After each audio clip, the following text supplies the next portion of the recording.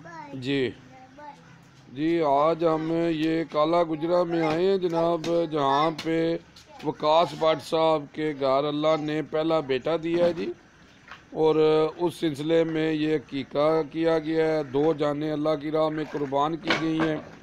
तो जनाब ये देखें जनाब, ये हमारे साथ ये डार साहब हैं माशाल्लाह। ये जनाब आरफान मौला हैं जनाब, ये इंजीनियर हैं माशाल्लाह जी। और ये जनाब हर काम कर लेते हैं, ये इसमें कोई शर्म नहीं करते। और माशाल्लाह ये देख लें, ये अभी मकान बना रहे हैं, आजकल मकान बना कर बेचते हैं, हैं जी। तो जनाब ये हमारे साथ जनाब ये डार साहब हैं जनाब, डार साहब अपना वालेकुम जनाब। तो माशाल्लाह ये भी जनाब डार साहब इन्हों के छोटे भाई ने, तो साढ़े भी भाई ने जनाब। ये बहुत जनाब ये भी आरफान मौला ने।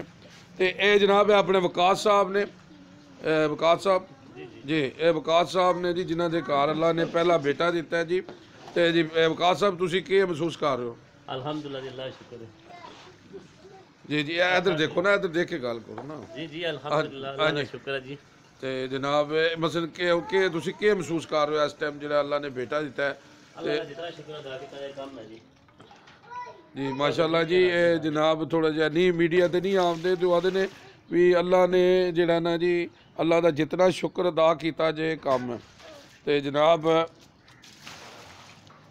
ए जनाब बकरे दी जनाब खल ला रहे ने, इस तरह ला रहे हैं तको ना जिस तरह है जी।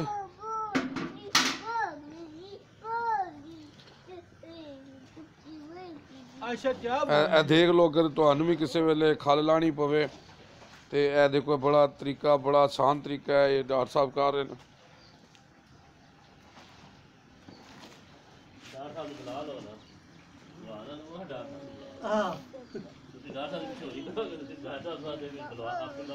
नहीं मतलब ना लवे तो डॉक्टर साहब बुला लो।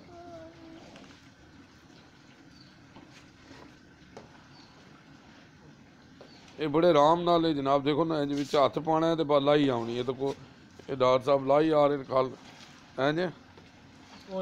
हाँ तो वो एक ला के रखी है, तो को ना ते बकरा बिल्कुल बोलता ही नहीं हैं जी।